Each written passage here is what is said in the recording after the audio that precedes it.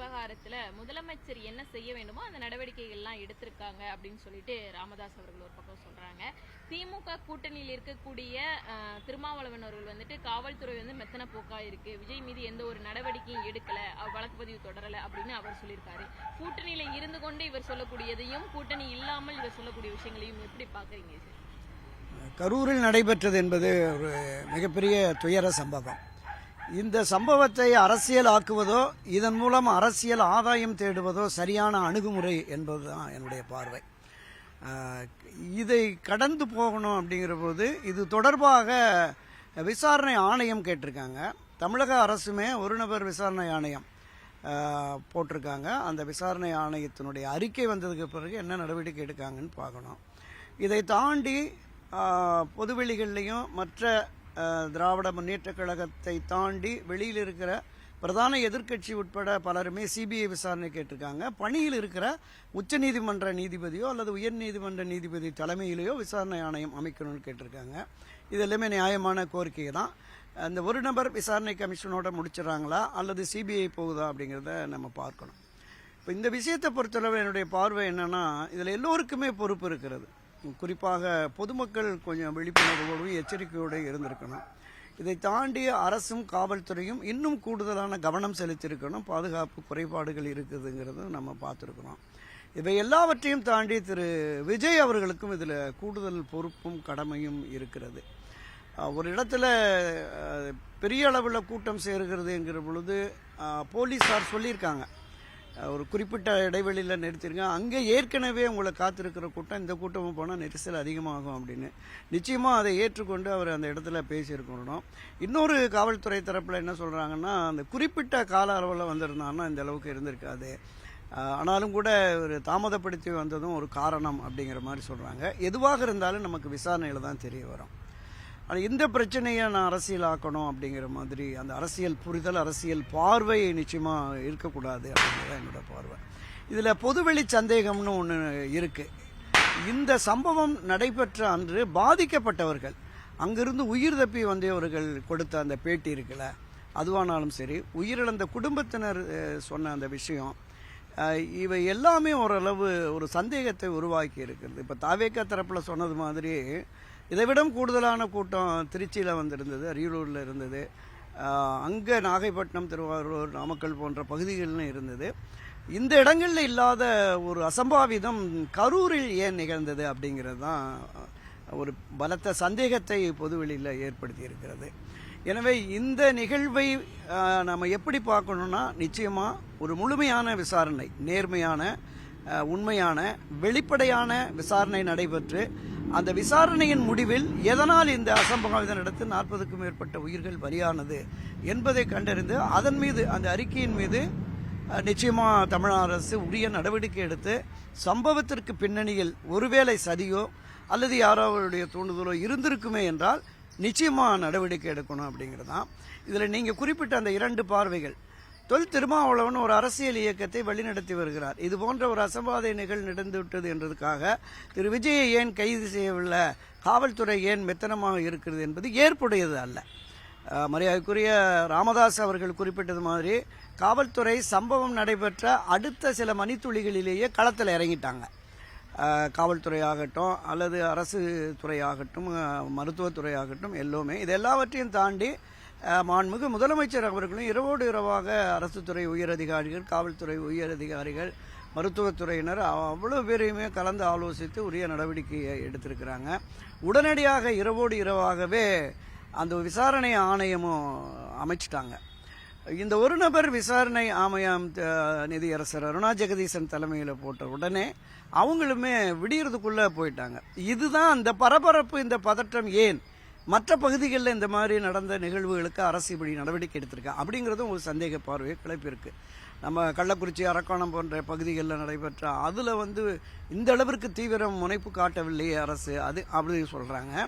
இன்னொன்று நமக்கு என்ன தோணுதுன்னா, ஒரு நபர் விசாரணை ஆணையம் அமைக்கிறது அப்படின்னா அந்த அந்த அரசாணை பிறப்பிக்கப்பட்டு அரசாணையிலேயே சொல்லுவாங்க எந்த விதமான விசாரணைகள் மேற்கொள்ள வேண்டும், எவ்வளவு நாட்களுக்குள்ளே அது முடிக்கணும் அப்படின்னு.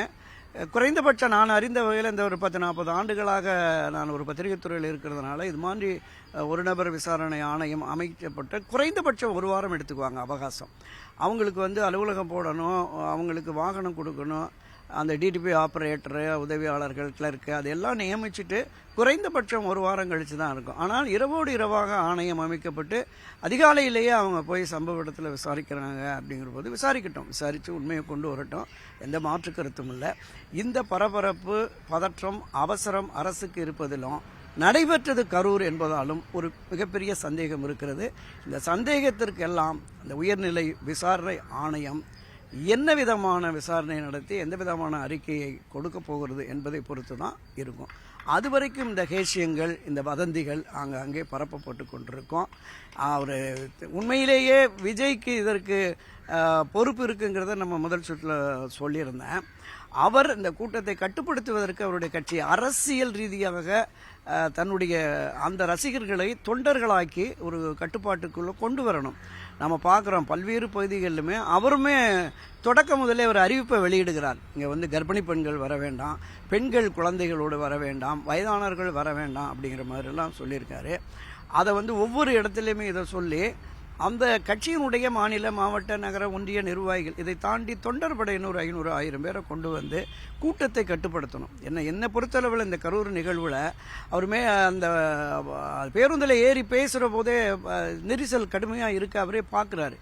அப்போ உடனடியாக ஒலிபெருக்கி மூலமாக அவர் அறிவிச்சிருக்கணும், இங்கே கை குழந்தைகளோட பெண்கள், தாய்மார்கள் இருக்காங்க, தயவு செய்து தாவேக்கா தொண்டர்கள் அவர்களை வந்து கொஞ்சம் நீங்கள் வெளியில் போயிட்டு அவங்கள முன்ன விடுங்க, அவங்களுக்கு நெரிசல் ஏற்படுத்தாதீங்க, அவங்களுக்கு ஒரு பாதுகாப்பை கொடுங்க அப்படின்னா அப்போ ஒரு செயின் மாதிரி அவங்க ஒரு போட்டு அவங்களெல்லாம் பெண்கள், குழந்தைகள் எல்லாம் கொஞ்சம் ஒதுக்கி வச்சிருக்கிறலாம். புரட்சியாளர் எம்ஜிஆர் அவர்கள் காலத்தில் இது மாதிரி தான் பயங்கரமான கூட்டம் வரும் பல பகுதிகளில். நானே பார்த்தேன், மதுரை முனிச்சாலை பகுதியில் பல ஆயிரக்கணக்கான கூட்ட நெரிசல். அந்த கூட்டத்திலையும் பெண்களும் குழந்தைகளும் நிறைய புரட்சியாளர் எம்ஜிஆரை பார்க்க ஆர்வத்தோடு வந்திருந்தாங்க. பேசி முடித்த உடனே புரட்சியாளர் எம்ஜிஆர் சொன்னார், இங்கே வந்திருக்கிற ஆண்கள், கட்சி தொண்டர்களுக்கு நான் ஒரு முக்கியமான விஷயத்தை அறிவிக்க போகிறேன். எனவே பெண்கள், குழந்தைகள் எல்லோருமே கூட்டத்தை விட்டு உடனடியாக வெளியேறணும் அப்படின்னார். 10 நிமிடம் அவங்க வெளியேறின உடனே ஒரு சிரிப்பு சிரிச்சிட்டு சொல்கிறாரு, பெண்கள் பாதுகாப்பாக வெளியேற வேண்டும் என்பதற்காக தான் நான் உங்களுக்கு ஒரு விஷயத்த சொல்லணும்னு சொன்னேன், இதுதான் விஷயம், வேற ஒன்றும் இல்லை, நீங்களும் பத்திரமா போயிட்டு வாங்கன்ட்டார். அந்த சமயோசித புத்தி. இப்போ அதே மாதிரி ஒட்டுமொத்தமாக அவர் கூட்டம் முடிந்து போயிருந்தால் மிகப்பெரிய நெரிசல் அந்த ஆற்றுப்பகுதிகளில் ஏற்பட்டிருக்கும். அது மாதிரி ஒரு தலைமை தன்னுடைய தொண்டர்களை கட்டுப்படுத்தணும். குறிப்பாக பெண்கள் ஆர்வத்தோடு விஜய் கூட்டங்களுக்கு வரதை நம்ம பார்த்துருக்குறோம். அது அந்தந்த பகுதிகளில் இருக்கிற பெண்கள் தான், வெளியிலிருந்து யாரும் வரல. தாவேக்கா தொண்டர்கள் வெளியிலிருந்து கூட நிறைய வந்திருக்காங்க, அதையும் மட்டுப்படுத்தணும். இப்போ ஒவ்வொரு தொகுதி வாரியாக போகிறதுங்கிற அந்த விஷயத்தை அவர் முன்னெடுத்திருக்கணும். அதே மாதிரி வாரத்தில் ஒரு நாள் சனிக்கிழமை மட்டுமே அப்படிங்கிற மாதிரி இருக்கிற பொழுது அதுவுமே இந்த கூட்டத்தை சேர்ப்பதற்கான ஒரு யுக்தியாக பார்க்குறோம். அதையும் இருக்கணும். ஒரு அரசியல் தலைவர்களாக வந்துவிட்டவர் யதார்த்த அரசியல்வாதியாக மற்ற தலைவர்கள்லாம் எப்படி பிரச்சாரம் பண்ணுறாங்க என்ன, அது மாதிரியான ஒரு யுக்தியை கையாண்டு போனார்னா இது மாதிரியான ஒரு நெரிசல், அசம்பாவிதம், உயிரிழப்பு ஏற்பட்டிருக்கிறாது. விஜயம் அவர்களும் இதில் ஒரு பாடமாக எடுத்து மிக எச்சரிக்கையோடு அவருடைய அரசியல் பயணத்தை தொடர வேண்டும் என்பதுதான் என்னுடைய கருத்து. தொடர்ந்து ராமதாஸ் அவர்கள் வந்துட்டு திமுகவினுடைய செயல்பாடுகள் எல்லாத்தையுமே கடந்த சில மாதங்களாகவே வரவேற்கும் விஷயமாவே பார்க்கப்பட்டு வருது. நிறைய விஷயத்த வரவேற்று இருக்காரு. ஸோ வரக்கூடிய தேர்தல் அப்படிங்கிறப்ப எப்படி சார் இது பார்க்கப்படுது? இல்லை, இதில் பாட்டாளி மக்கள் கட்சி வந்து அன்புமணி பாமக, மருத்துவர் ராமதாஸ் பாமகன்னு பிரிஞ்சிருச்சு, நல்லா தெரியணும். இப்போ தேர்தல் ஆணையம் வந்து அந்த கட்சியினுடைய சட்டத்திட்ட விதிப்படி அன்புமணி தான் பாமக பொதுச் செயலாளர்னு சொல்லிட்டாங்க. ஆனால் அந்த கட்சியை நிறுவிய நிறுவன தலைவரான எனக்கு எல்லாவித உரிமையும் இருக்கிறது, நான் தான் தலைவர் அப்படின்னு இவர் பயணப்படுகிறார். அன்புமணியை பொறுத்தளவு நமக்கு தெரியும், அவர் என்டிஏ அணியில் தான் தொடருவார். இந்த தேர்தலிலும் கூட அதிமுக பாஜக கூட்டணியில் தான் அவர் இடம்பெறுவதற்கு கூடுதல் வாய்ப்பு இருக்கிறதா இருக்குது. அது தொடர்பாக பேசுகிறதா இருக்கும்.